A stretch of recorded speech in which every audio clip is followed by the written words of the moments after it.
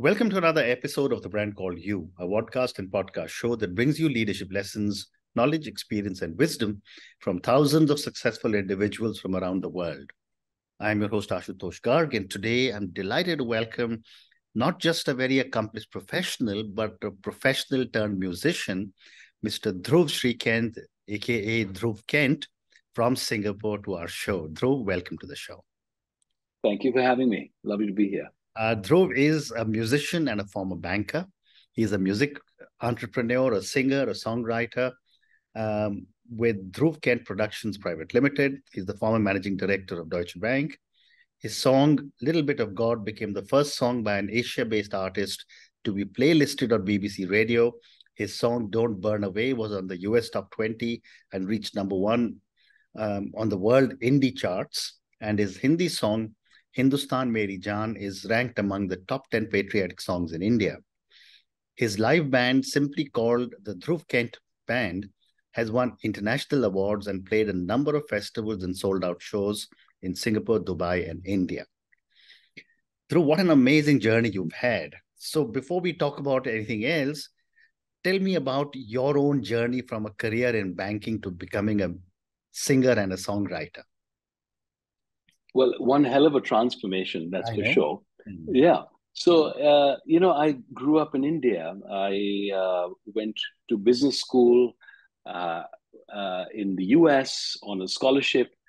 I was also a musician right through, right? Mm. So I had these two parts of my brain and with the benefit of hindsight, one can look back and kind of see, these two kind of germinating kind of seeds. One was the practical side of me, and one was the creative side of me. And I was always in bands. I went to a boarding school in India called the Doon School. Yeah. We won various awards there, etc. As a band. I was just one of the people in the band. I was a singer and the drummer. So it was, anyway, so this evolved, but, never did I dream that I would write my own music, which is the odd thing about maybe the generation that, comes if you're older than, let's say 20 years old or 25 years old, people cannot almost relate to that. But, it was till 20 years ago, people were not writing their own compositions, especially if they were, interested in English music or Western music sitting in India. It wasn't really a thing. And we weren't doing it at an international level. Yeah. So anyway, my journey in a nutshell was I became an investment banker. I was fortunate to be in Hong Kong and Singapore, and I rode the China wave. I became the China specialist financial institutions banker before they actually were Chinese specialists, financial institutions bankers. And I kind of rode a wave of amazingly dramatic transactions, which I was in the foreground of, for some of the largest IPOs which have ever happened, capital raising which have ever happened even to date. Yeah. And but through that, I had this kind of pull of my music. And I think that's what finally, let's say, blossomed in 2013. How amazing. Thank you for sharing this. And Dhruv, how has your own multicultural upbringing influenced your songwriting and music style? I think it has. It's a bit hard to consider exactly what that has done. Well, it's done a lot to my music style, for sure. The upbringing, I think, is more, even though, I made traditional choices in the sense that I did finance, and it was not a doctor, it was not a lawyer, but it was a relatively traditional choice in that sense. But I think there was an open-mindedness to my parental kind of supervision and the kind of, and the osmosis of my life more broadly, which was there. And my studying a liberal arts program in the US, I attribute a lot to that I did courses in music, I did courses in, quote unquote, random things which were not going to make a living for me, 25 years ago. And those things really came back and informed big decisions in my life later on. Amazing, amazing. And what would you say was the turning point that made you decide to leave a lucrative career in banking and fully pursue a career in music? Yeah, so I think, so as I said, I was kind of fortunate to be part of part of several investment banks, as it turns out. So I was part of Barclays for a short time, part of Credit Suisse for a number of years in Hong Kong, and then Deutsche Bank in Hong Kong, and then Singapore. I kind of was one of the heads of their investment banking business for part of the region. So it was a tremendous kind of, let's say, career, if, in some ways, when I look back at it. And I was fortunate to be, part of a very lucrative system of people, doing intellectually interesting, challenging work, and also getting compensated somewhat disproportionately, I can say, now that I'm not in the business, and I have the benefit of, let's say, a little more balance to see. And then what happened is I challenged myself in 2013, and I said, I want to write a song. So there was always a kind of a push factor from investment banking, because some of the, let's say, the bravado and the extra, all that, all that, I think some of that didn't sit well with me ever. I was always a little more humble than that kind of persona. And so I always had this push factor that, this is not really me, what really is me. And I was still searching. And music was always there in the background and then became in the foreground. And I challenged myself in 2013 to write a song for the first time. And I had never written a song, and it was quite daunting. And I, as a good investment banker does, I made a to-do list, and I said, write a song within 10 days. And lo and behold, the second day from then, it actually was an argument with my wife, which kind of prompted me to come to the other room, which looks a lot like what you're seeing here, for those who can see it on YouTube. And it was to a room which was one keyboard in it at that time, and I just kind of played, and an entire song came pouring out, with verses, pre-choruses, choruses. And I was like, with refrains in the back of my head of what background vocals can sound like. And I was like, oh my gosh. So I went immediately, apologized to my wife, and we made up, and I said, listen to this song. That was the first thing I did.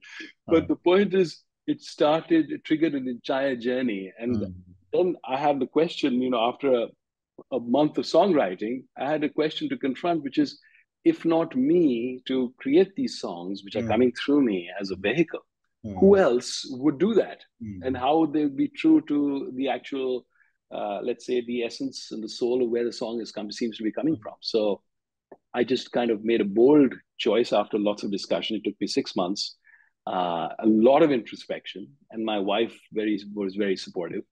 And I was also fortunate that I had a little bit of financial, let's say, support, that I could make bold choices. The things we tell our children today, if you come from a background like mine. But, my generation, we didn't have those kind of, the flexibility to do that.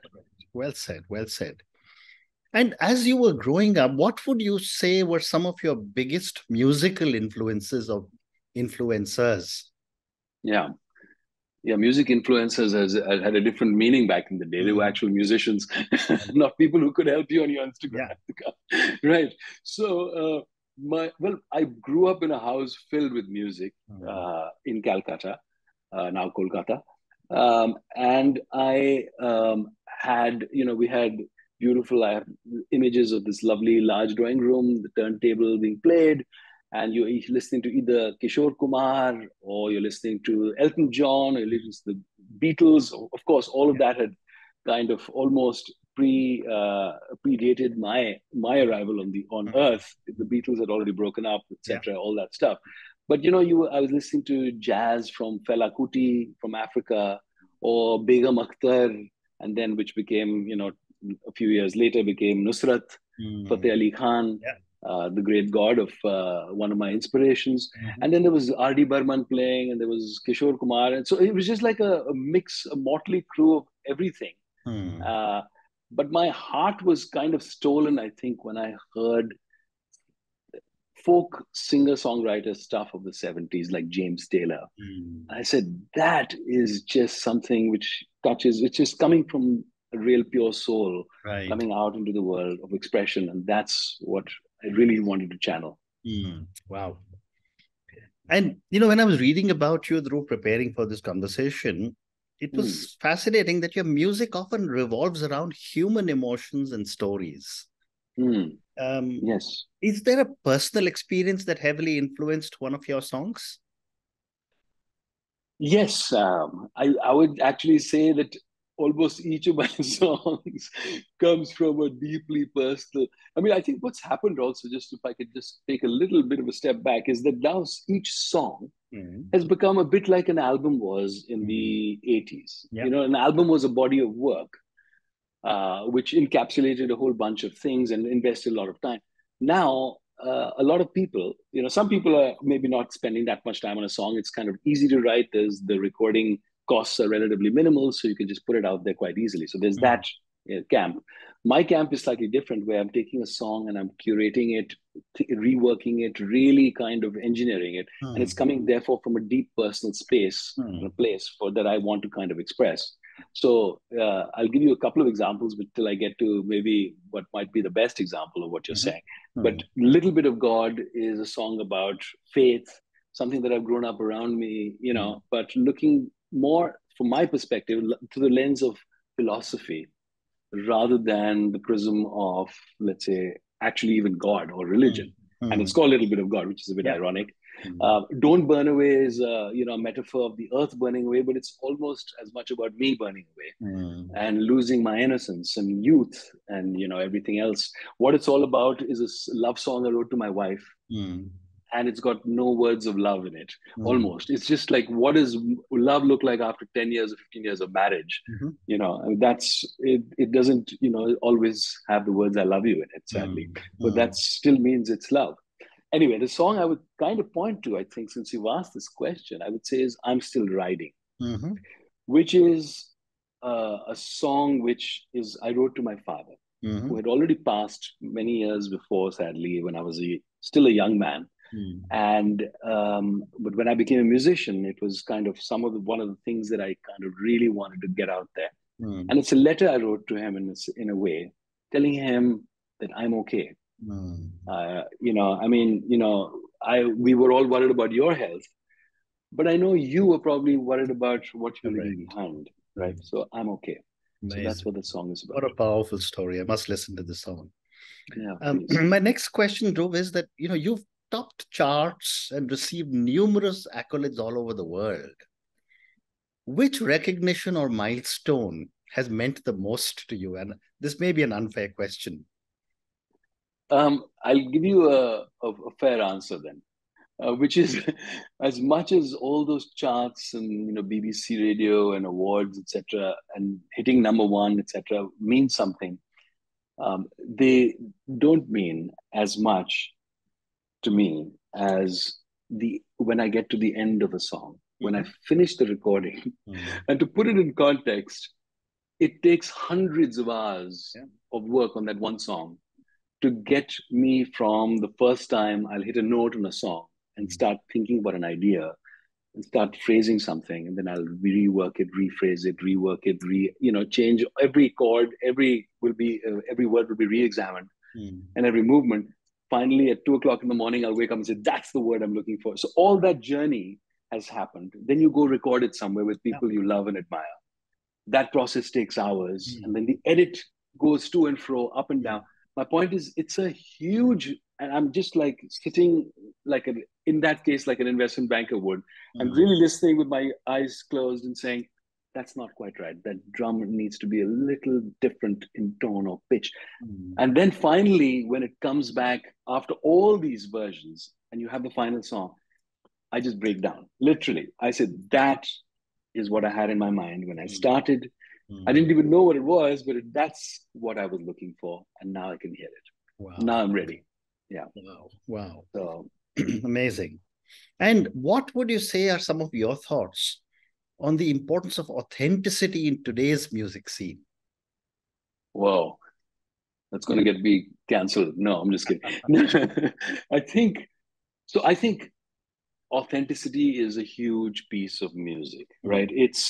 It needs to come from somewhere deep and personal, because that's when it touches you as deep and personal. And if you want to just dance or sway to the music, amazing, you know, power to you, you know, but will you remember that music deep in your kind of, let's say, deepest parts of your being, when you're thinking about something, etc., perhaps you will. But I'm just thinking that I do think that the most authentic music is the stuff that resonates from a human's emotion to another human's emotion. And that's what music does. It connects us from a human to a human, which is, I think, and I think somewhat, some of that maybe is in shorter supply today. Shorter. It exists, but it's in shorter supply because you've got songwriting by committee, you've got songs which sound very similar, but that's happened, that's criticism of pop music in the past as well. But I think songwriting by committee is not a great winner. Songs need to come from people, genuine people, individuals or small groups of people who are sharing that emotion and that moment. And then you can communicate it best and be felt. Yeah. Well said. So, we've already spoken about all the accolades, but for any artist, there is also a lot of criticism. Yeah. And I'm an author, so I know there's an author, there's a lot of criticism. Right. How do you handle criticism and stay motivated? It's a very good question. And there's criticism, and then there's challenges, and because there's downtimes, there are financial challenges, apart from emotional challenges. There's second guessing, which comes from outside the world, outside and the world within you. So there's all that. Which one has to have the fortitude and mental strength, depth of passion as fuel to overcome. That is what I would say is one thing. But criticism specifically is actually specifically hard because it feels personal. Even if it's not intended as personal, it's sometimes dismissed. That's also personal. So the songs, when they come from such a deep place of internal kind of, let's say, expression, you find that the criticism is also taken somewhat personally, especially in the initial years. I think what tends to happen is, over time, once you go through that initial period and you're strong enough and you can ride through that tide, you start developing two things: a thicker skin, which is hard, especially as an artist, because you're in the mood of absorbing emotion. And so you start recognizing which emotion is an emotion I want to absorb. It's coming from a place of genuine good intent, and some which are just callous or malice or jealousy or envy or disregard. So you start having that filter, and that's the thick skin. And I think those are, so your filter and a thick skin both start developing, which allow you to do what you do best, which is find the space to go back to refueling. And the fuel, in my case, in your case, it could be going back to genuinely writing and saying, I'm in a good enough space. I've got that thick skin and filter to do it. For me, it's been that I can go back and compose with a free spirit. That's when I know that I'm on top. Great response. Thank you. My next question is on technology. Technology is changing the way the music industry is functioning. Digital platforms, streaming services. How do you see the music industry evolving? It's such a good question and such a hard one to put my finger on. To put it in context, I've been in this industry full-time for 10 years. Okay. And it's revolutionized at least 4 times dramatically, about how people listen to music, where they listen to music, how much they're willing to pay for music, on what platforms and what devices. And, CDs are a physical product is obviously out. I mean, all that has happened within 10 years. And we forget that it's literally been, my first album came out on CD as well as, on digitally. Right. And now so my point is it's so rapid. So I think the good news is that, that there is, the artists, the barriers to entry for new art is very low. That's also the bad news, because there's 60,000 new songs on Spotify in a day, and in 1970 there was 40,000 new songs in the full year in the US. So you get a sense of the magnitude of volume, which is why none of us are listening to the same artists. Even though we all love music, and even if we love the same genre, we're not necessarily listening to the same artists. So there's all that. But I think a few things I would say are the core about how technology is evolving. And then you got AI, right? Who's kind of at the moment still just posing as a amateur songwriter, but good producer potentially. Right. So it's the production noises and sounds and beats are good, but the actual lyrical content is very shallow, and the compositional ability is relatively modest. But that's all about to change. But I would think these are the things that I would take away, which are medium-term issues or medium-term takeaways for me.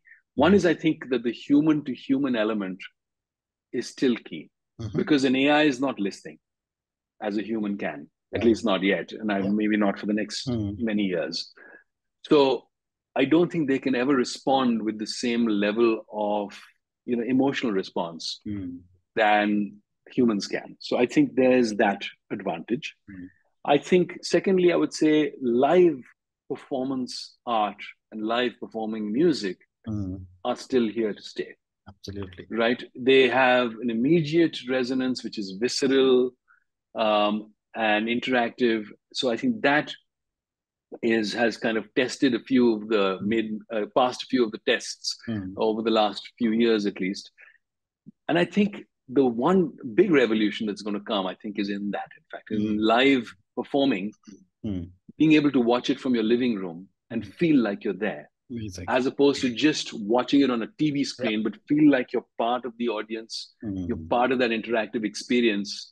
You can hear the crowd, but you don't have to step on the beer, right, which is on the ground, or the spilled glass of beer. So that experience, I think, is the next revolution, which will kind of allow us to be part of performances wherever we are. And but it'll take some technology to happen, but it's absolutely on the. And that's such a great response, because it's probably where the metaverse will take us one of these days. Yes, when that translates into something I understand. Absolutely. This might be it. Okay, but I have time for two more questions for you. Okay. My next question is that, are there any other genres or styles that you're keen to explore in the future? Absolutely. Always, I would say.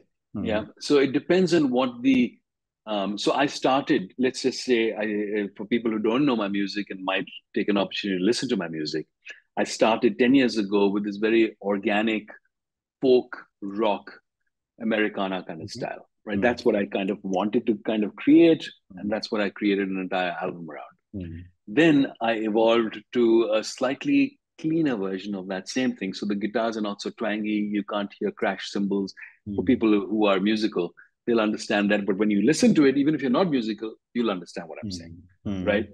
And then I made some Hindi songs, which I still love, right? And I'm making more. Right? I'll come to that, right? And then there's when I went to Sweden, I wrote with a whole bunch of guys there who have these amazing pop tracks, which are really clean and glossy. Now what I'm doing is what is my next kind of ambition or next sound or next kind of view of my own kind of musicality that I want to explore.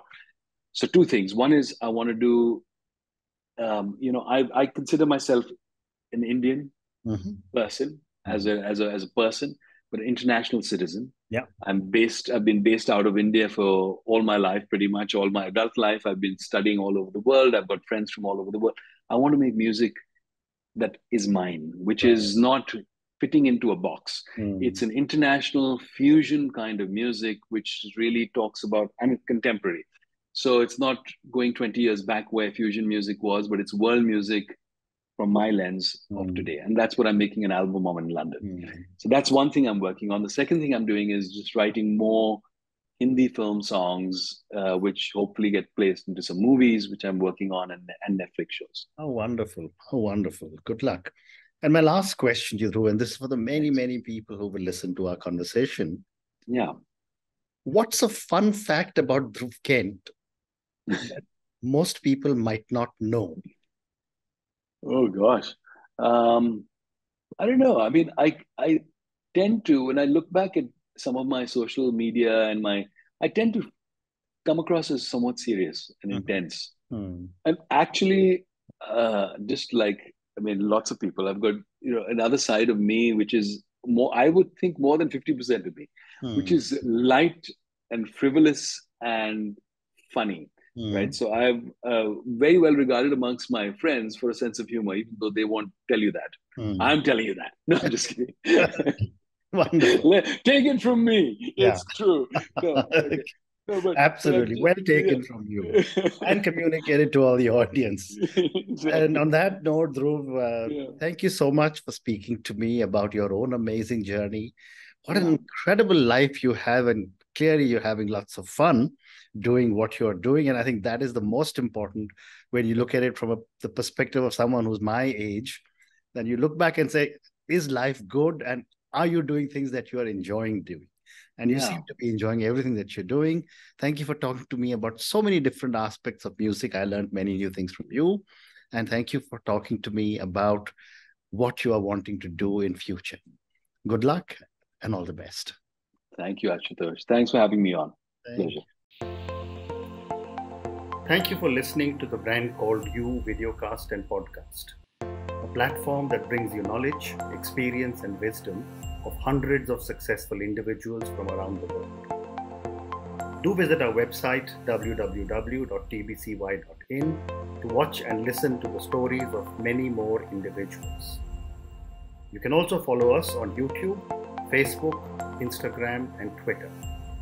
Just search for the Brand Called You.